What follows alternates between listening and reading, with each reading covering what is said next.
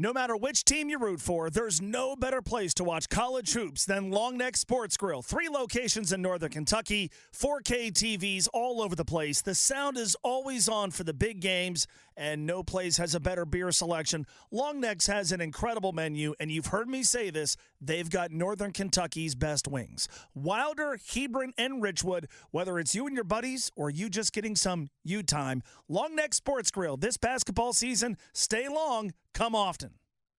We do this once a week.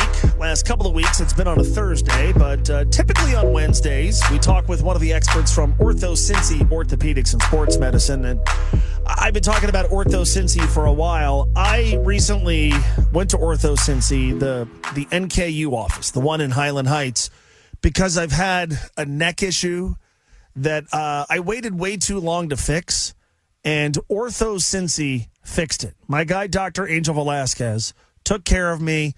He's got me on the path to better health, and I cannot thank him enough and the staff at Ortho Cincy for being so awesome to work with.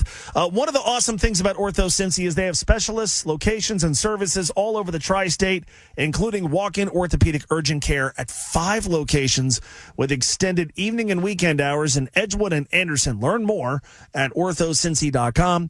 That's orthocincy.com. Dr. Amelia Wiggins from Ortho Cincy is with us. I want to ask you about Spencer Steer. So this is a guy, a good player. Last year, he bangs up his shoulder sliding into a base, and he plays through it, right?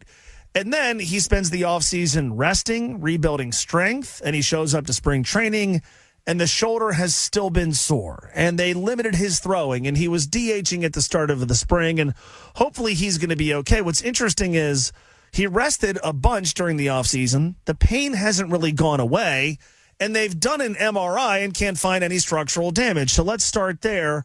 When they do the MRI, what are they looking for? Oh, with an MRI, they'll obviously be looking for a labral tear or rotator cuff injury, any muscle damage, or even a fracture to the bone. Sometimes a bone contusion can cause discomfort. So there's a lot of stuff that they'll be looking for with an MRI. They probably got it with contrast, which means they inject dye into the joint to get the best view of the labrum.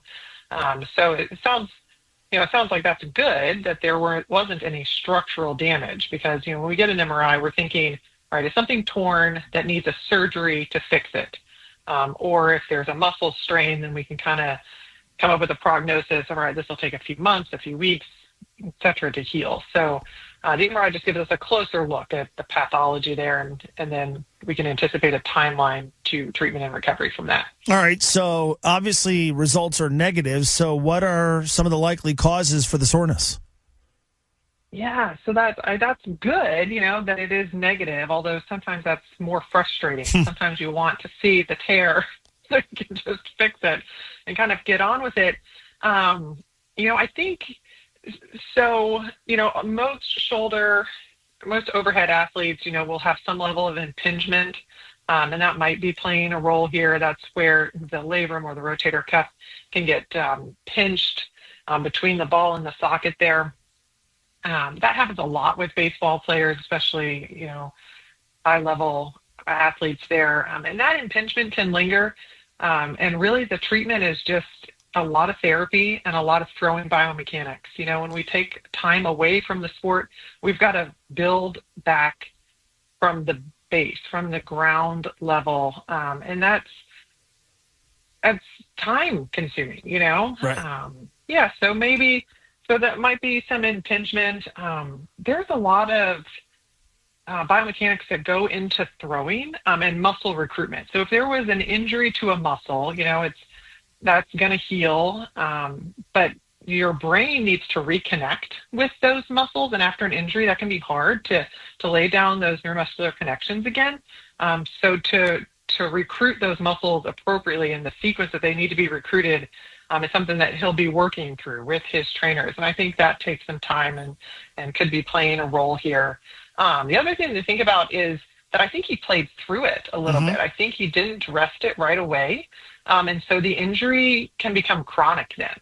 And the body doesn't heal it. If you rest after an injury, an acute injury, your blood supply is the best there after the injury. It can heal, and just that muscle can heal and move on.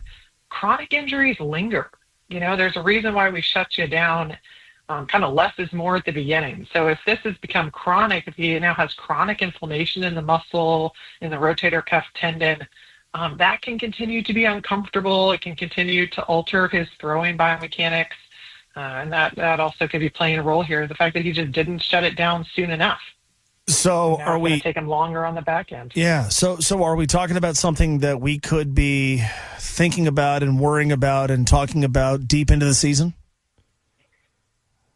Hopefully not. Hopefully not. It sounds like they've got a good plan moving forward, keeping him at first base, maybe third base, try to limit his throwing. Obviously, he can hit no problem, so that's good. I think, you always hope that things will get better in a few months, and when they become chronic, then it can be a few more months.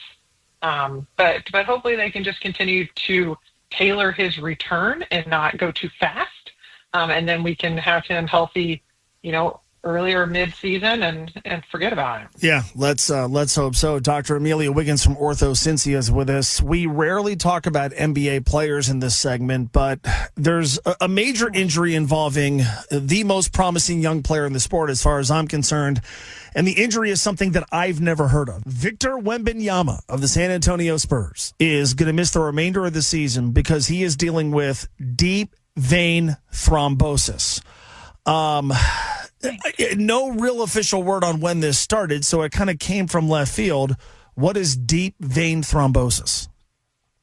That's a blood clot. That is a blood clot. That's the medical term for that. And I'm sure you've heard of family members or friends having a blood clot in their leg. A lot of times people get them after traveling for long distances. If they don't get up on the plane and walk around, the blood can accumulate in the legs and clot.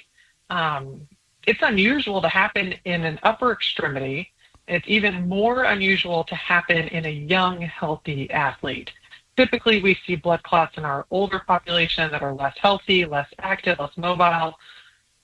So this is very unusual, and typically they're more in the lower extremities. We don't often see blood clots in the upper extremity. So this is concerning. I was reading up on this as well. It's a concerning issue for him. What are the causes? We kind of went into that. What are some of the symptoms, and how do they determine that this is something that he's not going to be able to play through? Well, a blood clot is very dangerous because that is a clot in the vein, and if it dislodges, that can go to your lungs, and that's what we call a pulmonary emboli or a pulmonary embolus, a PE. If you've heard people have a PE, and those are deadly. If a blood clot goes into your lungs, it will obviously stop where you're breathing, and those can be deadly in a matter of seconds. So that's why they've shut him down. If they don't want that clot to dislodge, and that is obviously very scary. The question is, why did he get this? Why did he get this? You can have it from being sedentary. You can have it from having a clotting disorder. So they'll need to look at his blood to see if he is prone to spontaneously developing clots. Some people are missing certain factors in their blood. It makes them more prone to these. Another reason that specifically overhead athletes could get blood clots in their shoulders is what's called thoracic outlet syndrome. And that is where the brachial plexus and the subclavian artery and vein are up under your clavicle. Sometimes the muscles get too tight and compress on the vein. Sometimes people have an extra rib there, and that can compress on the subclavian vein, and that could cause a blood clot. So they'll be looking into why. The hope for his career would be that it's that thoracic outlet syndrome, because that you can do surgery for to correct. You can take out the extra rib, you can release the muscles around the vein and get the blood flowing properly. If he has a clotting disorder, then that could become more of a chronic long-term issue for him, which would be very problematic. Going to be wishing for the best. It sounds scary. Yeah. Hopefully it's a good resolution. Dr. Amelia Wiggins from Ortho Cincy, I appreciate the time. As always, thank you so much. Thank you. There you have it. Our friend Dr. Amelia Wiggins from Ortho Cincy. I say this every single week because it's true. The great thing about Ortho Cincy is they have specialists and locations across the tri-state. This includes Walk-in orthopedic urgent care weekdays 9A to 9P and Saturdays 9A to 1P at both Edgewood and Anderson. It's easy because you don't need an appointment, and it's definitely cheaper than going to an ER when you have an urgent orthopedic injury. Go to orthocincy.com. That's orthocincy.com. Hey, it's Mo Egger. If you're a college basketball fan, especially in this area, you love watching a bunch of games at the same time. That's why Long Neck Sports Grill is a college basketball fan's paradise. 4K TVs all over the place. The sound is always on for the big games. And, of course, you've got to have beer. No place in Northern Kentucky has a better beer selection. And trust me, you will love Long Neck's wings. 3 locations, Wilder, Hebron, and Richwood. This college basketball season, Long Neck Sports Grill. Stay long, come often.